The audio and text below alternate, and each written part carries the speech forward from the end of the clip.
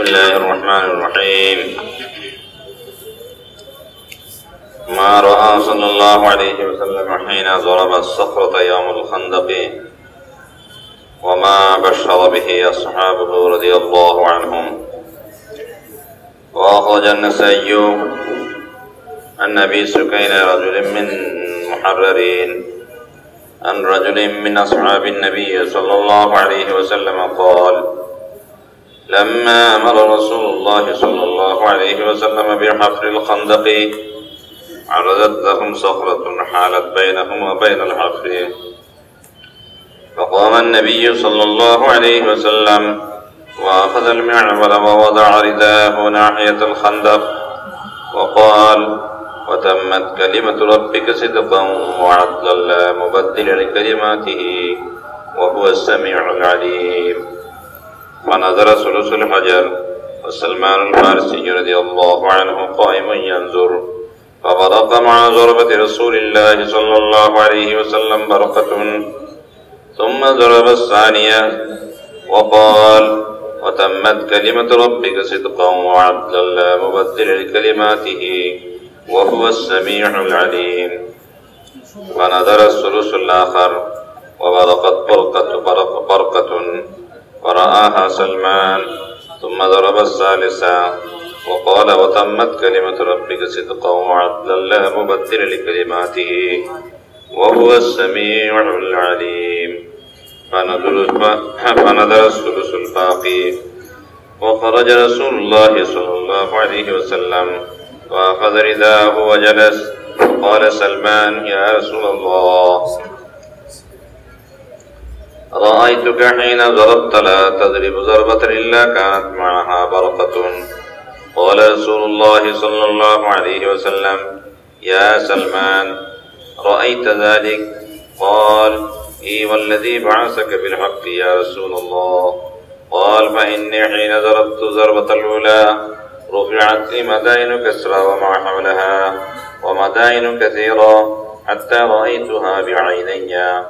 فقال له من حضره من أصحابه: يا رسول الله، ادع الله أن يفتحها علينا ويغنمنا ذراريهم ونقرب بأيدينا بلادهم. فدعا رسول الله صلى الله عليه وسلم بذلك.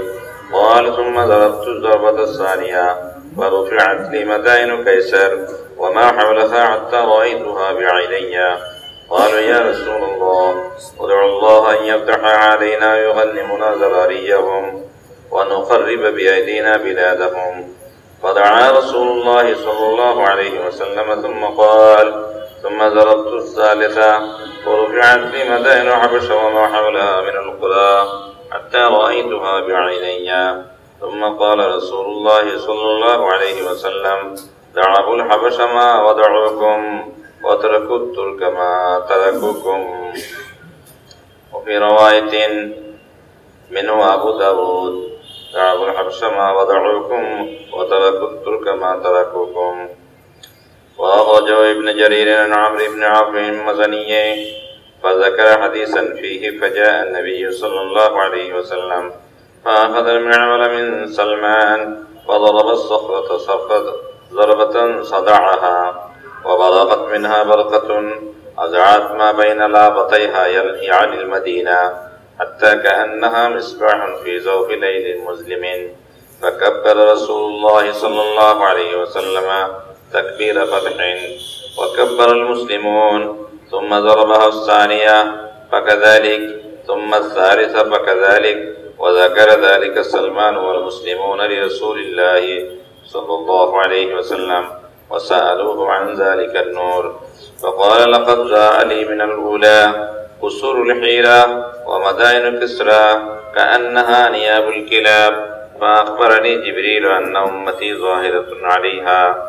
ومن الثانية أضعت القصور الحمر من أرض روم كأنها نياب الكلاب. وأخبرني جبريل عليه السلام أن أمتي ظاهرة عليها. ومن الثالثة أضعت قصور صنعاء كأنها نياب الكلاب. وأخبرني جبريل عليه السلام أن أمتي ظاهرة عليها. وبشروا واستبشر المسلمون وقالوا الحمد لله موعود صادق. قال لما طلعت الأحزاب قال المؤمنون هذا ما وعدنا الله ورسوله وصدق الله ورسوله وما زادهم إلا إيمانا وتسليما. وقال المنافقون يخبركم أنه يبصر من يسرب وما قصور الحيرة ومدائن كسرى وأنها تفتح لكم وأنتم تحفرون الخندق لا تستطيعون أن تبرزوا ونزل فيهم وإذ يقول المنافقون والذين في قلوبهم مرض ما وعدنا الله ورسوله إلا غرورا. وفي بركة طعامهم في المغازي فقال رسول الله صلى الله عليه وسلم دعوني فأكون أول من ضربها فقال بسم الله فضربها فوقعت فلكة ثلثها.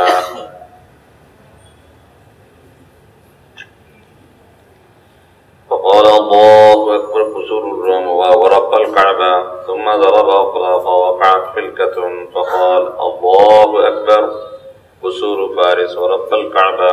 وقال عندها المنافقون نحن نخندق وهو يوعدنا قصور فارس وروم. قال الهيثمي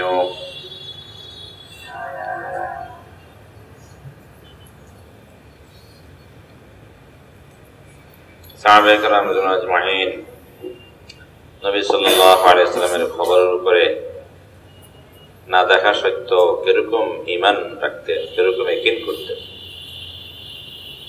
এবং নবী সাল্লাল্লাহু আলাইহি ওয়াসাল্লামের খবরের উপরে চোখে যেগুলো দেখতেন এগুলোকে অস্বীকার করে দিতেন, নিজেদের অভিজ্ঞতাকে অস্বীকার করে দিতেন নবী সাল্লাল্লাহু আলাইহি ওয়াসাল্লামের খবরে, অথচ অদৃশ্যের খবর দিতেন। তো সাহাবায়ে কেরাম রাদিয়াল্লাহু আলাইহিম আজমাইন এটার উপরে ওনারা ঈমান রাখতেন। নবী সাল্লাল্লাহু আলাইহি ওয়াসাল্লাম যে জিনিস দেখছিলেন খন্দকের সময় পাথরে আঘাত করার সময় ওই ঘটনা এবং সাহাবায়ে কেরামদেরকে যে সুসংবাদ শোনাইছিলেন।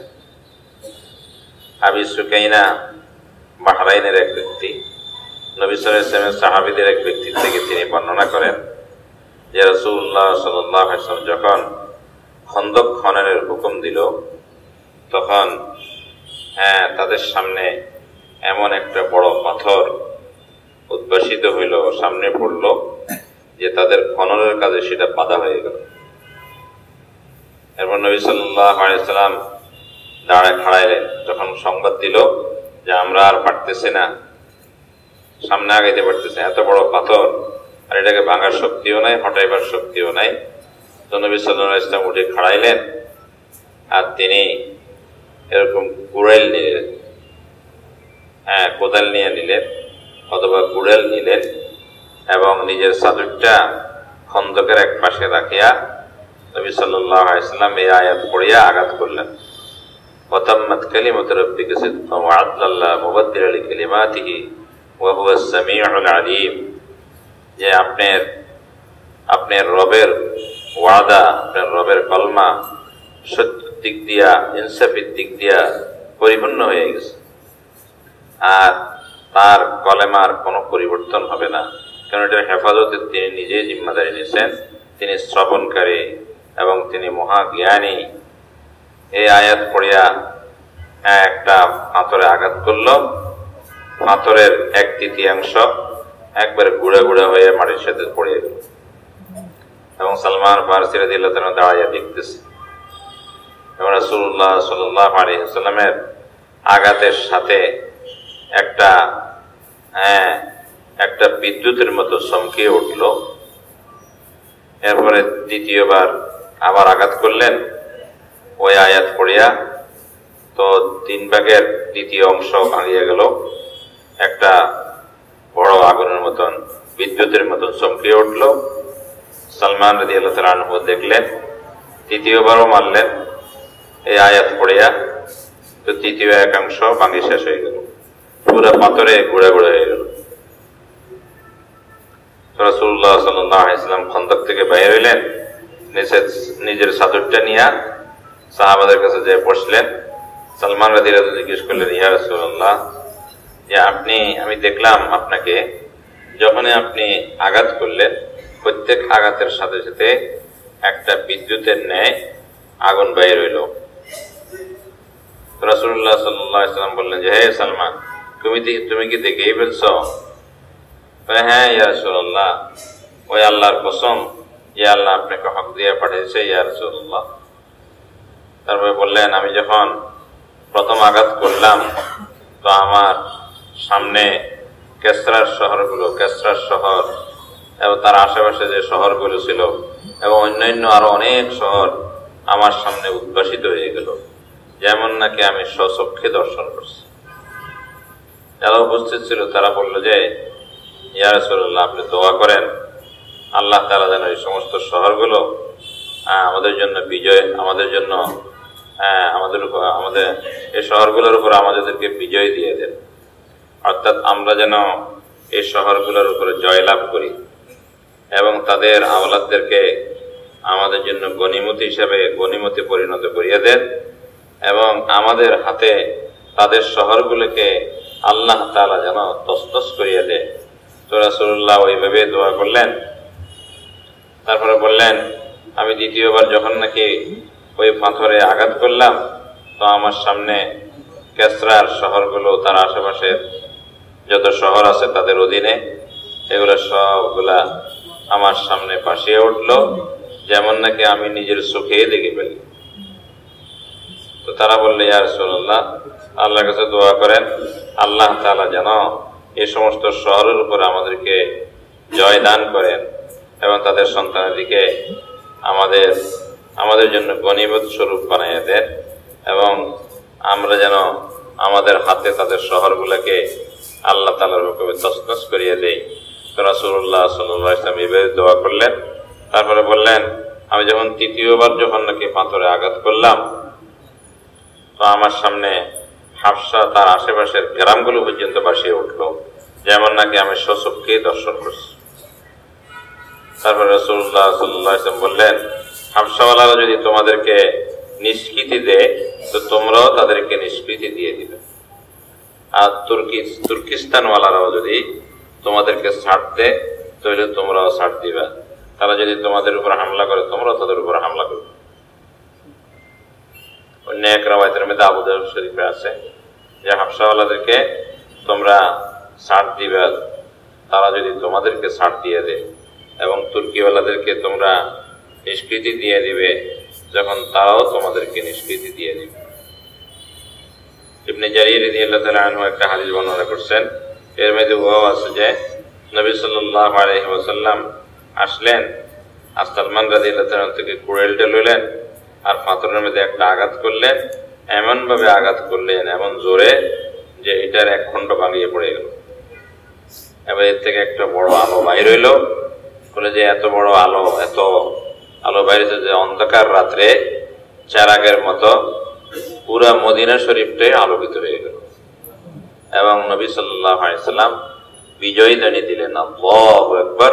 মুসলমানরা সবাই বিজয় দানি দিল, আল্লাহু আকবার করে উঠলে একসাথে। তারপরে দ্বিতীয়বার যখন মারলেন ওই অবস্থায় হইল, আলো উঠলো, পুরা মদিনা আলোকিত হয়ে গেল, সবাই এরকম তাকবীর বলল। তৃতীয়বার এরকম হইল। সালমান রাদিয়াল্লাহু তাআলা এটা আলোচনা করলেন এবং অন্যান্য মুসলমানরাও বললেন, রাসূলুল্লাহ সাল্লাল্লাহু আলাইহি ওয়াসাল্লামকে আলোচনা করে জিজ্ঞেস করলেন, ইয়া রাসূলুল্লাহ, এই নূরটা কি ছিল, এই আলোটা কি ছিল?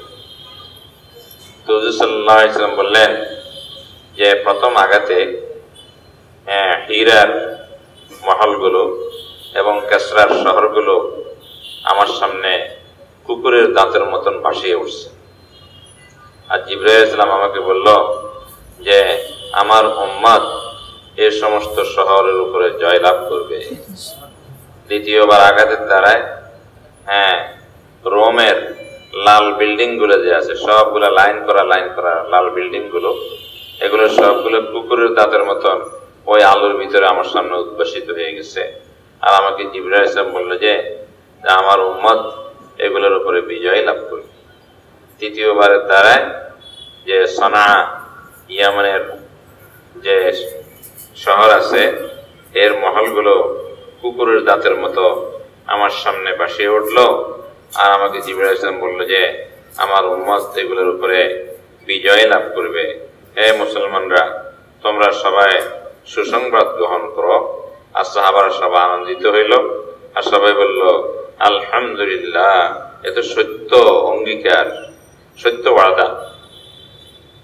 এবার বর্ণনাকারী বলেন যে যখন নাকি রোম পারস্যের শত্রু সৈন্যরা তারা দল বাঁধিয়ে আসলো, প্রকাশ হয়ে গেল, সাহাবাদের সামনে নজরে আসলো, দেখার সাথে সাথে সাহাবায়ে কেরাম বলতেছেন, হ্যাঁ ঈমানরা, হাযা মা ওয়া'দানাল্লাহু ওয়া রাসূলুহু ওয়া সাদাকাল্লাহু ওয়া রাসূলুহু ওয়া মা যাদাহুম ইল্লা ঈমানান ওয়া তাসলিমা। ঈমানদাররা বলল, আরে ওইটা তো ওই অঙ্গীকার, ওইটা তো ওই ওয়াদা যেটা আল্লাহ এবং আল্লাহর রাসূল আমাদের সাথে করছিল, এবং আল্লাহ আল্লাহ রাসূল সত্য বলছেন। বলে যে এটার দ্বারায় সাহাবায়ে কেরাম তাদের ঈমান আরো বর্ধিত হয়ে গেল এবং তাদের মান্যতা আরো বাড়িয়ে গেল। আর মুনাফিকরা কি বলল? কমজোর ঈমানওয়ালা মুনাফিকরা বলতেছে, তিনি তোমাদেরকে এই খবর দিতেছে যে তিনি মদিনা থাকিয়া হীরার মহলগুলো আর কিসরার শহরগুলো তিনি দেখতেছে, আর এগুলোর উপর তোমরা বিজয় লাভ করবে, অথচ তোমরা খন্দক খনন করতেছ, আর তোমাদের এতটুকু শক্তি নাই যে তোমরা প্রকাশ্যে শত্রুদের সাথে জিহাদ করতে পারো, যুদ্ধ করতে পারো। এই মুনাফিকদের শানে এই আয়াত নাযিল হয়েছে যে যখন মুনাফিকরা এবং যাদের দিলের মধ্যে রোগ আছে, অসুস্থতা আছে, তো তারা বলে আল্লাহ এবং আল্লাহ রাসূল তোমাদের সাথে যে অঙ্গীকার করছে এটা দুর্গা ছাড়া আর কিছুই না, এটা মিথ্যা কথা। আল্লাহ রাসূল যে আল্লাহ যেটা বলছে, আল্লাহ রাসূল যেটা বলছে, দুর্গার কথা বলছে। তো মুনাফিকরা এটা বিশ্বাস করতে পারে না, কিন্তু সাহাবায়ে কেরাম নবীর খবরের উপরে কিরকম বিশ্বাস করছে। আরেকটা রাওয়ায়াতের মধ্যে আছে রাসূলুল্লাহ সাল্লাল্লাহু আলাইহি ওয়াসাল্লাম বলেন যে আমাকে ছেড়ে দাও, আমি প্রথম ব্যক্তি হইব যে এই পাথরের মধ্যে আঘাত করবে, যাইয়া বিসমিল্লাহ কইয়া ওইটার উপর আঘাত করলো, আঘাত করার সাথে সাথে 3 ভাগের 1 ভাগ, এক অংশ ভাঙিয়ে পড়ে গেল। এরপরে বলেন আল্লাহু আকবার, রোমের মহলগুলো, হ্যাঁ, কাবার রবের কসম, কাবার রোমের মহলগুলো অর্থাৎ এগুলো বিজয় হয়ে গেছে। দ্বিতীয়বার মারছেন, এক অংশ ভাঙিয়ে গেল। আর বলেন আল্লাহু আকবার, কুসুরা ফারিস ওয়া রাব্বাল কাবা, কাবার রবের কসম যে পারস্যের মহলগুলো। তারপর মুনাফিকরা তাদের নিকটে বলল যে আমরা খন্দক খনন করতেছি, আর তিনি আমাদের সাথে অঙ্গীকার করতেছে যে পারস্যের মহল সমূহ, রোমের মহল সমূহ। তো মুনাফিকরা এটা বিশ্বাস করতে পারে না, আর সাহাবায়ে কেরাম বিশ্বাস করছে এবং ওই সমস্ত জিনিস চোখের সামনে আসতে পারে, ওনাদের ঈমান আরো বাড়িয়ে গেছে। আল্লাহ তাআলা আমাদের সবাইকে বুঝবার, মানবার, আমল করার তৌফিক দান করুন। সাহাবায়ে কেরামদের মতন আল্লাহ আমাদেরকেও সেরকম ঈমান নসিব ফরমান, সেরকম আল্লাহ গায়েবী মদদ নুসরত করেন। এই ভাই নবীর কাজকে কাজ বানায়া করব। তো এর আছে তো সবাই ইনশাআল্লাহ। ভাই আমাদের তো 2 সপ্তাহ কাকরাইলের মধ্যে, তো আলহামদুলিল্লাহ আল্লাহ তাআলার নিয়ামত। আমরা এসে ময়লা ফাইলাও আমরা সাফ করিয়ে ফেলাই, যাওয়ার সময় সব সাফ করিয়ে দিয়ে দেয়। আর পবিত্রতা ঈমানেরই অঙ্গ, পরিষ্কার পরিচ্ছন্ন থাকা এটা ঈমানের অঙ্গ, পরিষ্কার করা, এটা একরামও হয়। আজকে যদি 20-25 জন লোক হয়, তাহলে ওই যে দক্ষিণ পাশের নিচতলায় কিছু ময়লা আছে এবং আশেপাশে কিছু ময়লা আছে, তাহলে অল্প সময়ের মধ্যে সাফাইটা হয়ে যায়। আজকে তো আমরা আছি, কালকে তো সব বুঝে দিয়ে শেষ হয়ে যাব। যারা সাফাই করে, ময়লা হাতে ধরে এবং ঝাড়ু দেয়, পরিষ্কার করে, আর ওই নিয়ত করে যে আমার দিলও তো ময়লা লাগিয়ে রয়েছে, এগুলো তো আমি পরিষ্কার করতে পারতেছি না, আল্লাহ তাআলা আমার এই ময়লা সাফ করার দ্বারায় আল্লাহ তাআলা আমার দিলের ময়লাটাও সাফ করিয়ে দেয়। আর দিলটা সাফ হইলে তো সবে তার ভালো হয়ে যাবে। দিল পরিষ্কার করার জন্যই তো মেহনত। বড় বড় বুজুর্গরা এই সমস্ত কাজ করে করে বুজুর্গ হয়ে গেছে, যে রাত্রেবেলা পানি ডালে, টয়লেট সাফ করে, সবাই ঘুমাইয়া যায় আর গোপনে গোপনে ওঠে। আর তবলিগ ছাড়া এই সুযোগটা পাওয়া যায় না। অন্যান্য জায়গায় গেল এগুলো কাজ, বরঞ্চ নিজেদের কাজগুলা সুইপারকে দিয়ে করায়, ঝাড়ু দেওয়ায়, ময়লা সাফ করায়, টাঙ্কি সাফ করায়। কিন্তু তবলিগের মধ্যে আল্লাহ তাআলা একটা সুযোগ দিয়েছে যে বড় কামাই করতে পারে, বড় কামাই। এই সাধারণ কামাইয়ের দ্বারা বড় মকাম হাসিল হয়ে যায়। এই জন্য ভাই আমরা তৈরি আছেন ইনশাআল্লাহ? কারা কারা তৈরি? দাঁড়ায় গেলে ভালো হয় না, এটা দাঁড়ায় আছে। জমাত যারা বন্দী আছে, আমির সাহেব না উঠলে মামুররা কিছুই বলে না। এই জন্য আমির সাহেব সহ পুরো জমাত দাঁড়াইয়া যায়। আমির সাহেব পাশাপাশি থাকলেও বাকিরা সবাই করে ফেলবে, আর লোক বেশি হইলে তাড়াতাড়ি হয়ে যাবে। এবার সাফাই কে করবে? আমাদের এখানে কি ফান্ড আছে নাকি? 60 জনের 20 জনের কাজ করতে পারবে? এমনি পরিষ্কার হবে। আস্তে আস্তে চিন্তা করে দাঁড়াবে। দেওয়ার প্রথম ছোটে যদি কেউ দাঁড়াইয়া যায় তাহলে তো আল্লাহ তার প্রতিযোগিতা দেখতে থাকবে। হ্যাঁ, অল্প সময় হতে, বেশি সময় হতো, আর রাতে তো লম্বা। আরো কিছু দাঁড়ায় গেলে আগ্রহী লোকেরা তাড়াতাড়ি দাঁড়ায়, জোয়ান জোয়ান লোকেরা তাড়াতাড়ি দাঁড়াবে, তাড়াতাড়ি। জামাতের আমির সাহেব কিছু লোক দিয়ে দেন, তোমরা যাও না, তুমি তো যাবে। আমির সাহেব কিছু না বললে তো মামুররা কিছু করতে পারে, যে আরো কিছু হইলে ভালো হয় না, আরো কিছু হইলে ভালো হয়। মাশাআল্লাহ মাশাআল্লাহ। এই যে এই দক্ষিণ দিকে আমাদের মাহাদি ভাই আছে, ওই যে আমাদের মাহাদি ভাই, এদের কাছে সবাই যায়। এই অল্প সময় বাক করে দিবে, অল্প সময়। ওই যে দক্ষিণ দিকে যায় সবাই, ভাই দক্ষিণ দিকে যায়, দক্ষিণ দিকে যায়, দক্ষিণ দিকে যায়। এদেরকে জায়গা করিয়ে দেন ভাই। মাশাআল্লাহ মাশাআল্লাহ। যান ভাই যান, যাদের দিলে এখনো আসে সেও যান। আরে হাত লাগাইলে কাম, যাই দাঁড়াই থাকলেও যে আমি সাফাইয়ের সুযোগ পেতে দাঁড়াই রয়েছি, তবু আল্লাহ তাআলা আমাকেও কবুল করে ফেলবে। এই ভাই দাঁড়াই রয়েছে, তো জলদি জলদি যাই, এই পাশের লোক তাড়াতাড়ি যাই, পুরো জমাত চলে যেতে পারি। মাশাআল্লাহ মাশাআল্লাহ। এদেরকে আল্লাহ তাআলা কবুল করবেন, এদের উসিলা আমাদেরকে আল্লাহ কবুল করেন। আলহামদুলিল্লাহ রাব্বিল আলামিন। আদাদা খালকিহি ওয়া রিদা নাফসিহি ওয়া জিনাতা আরশিহি ওয়া মিদাদা কালিমাতিহি। اللهم لا أحصي ثناء عليك أنت كما أثنيت على نفسك. اللهم اغفر وارحم، اللهم اغفر وارحم وتجاوز عما تعلم، إنك أنت العز الأكرم. اللهم إنا نسألك الهدى والتقى والعفاف والغنى. اللهم اشرح صدورنا للإسلام. اللهم حبب إلينا الإيمان وزينه في قلوبنا وكره إلينا الكفر والفسوق والعصيان واجعلنا من الراشدين. اللهم إنا نسألك من خير ما سألك عبدك نبيك محمد صلى الله عليه وسلم، ونعوذ بك من شر ما استعاذ منه نبيك محمد صلى الله عليه وسلم. أنت المستعان وعليك البلاغ، ولا حول ولا قوة إلا بالله، برحمتك يا رب.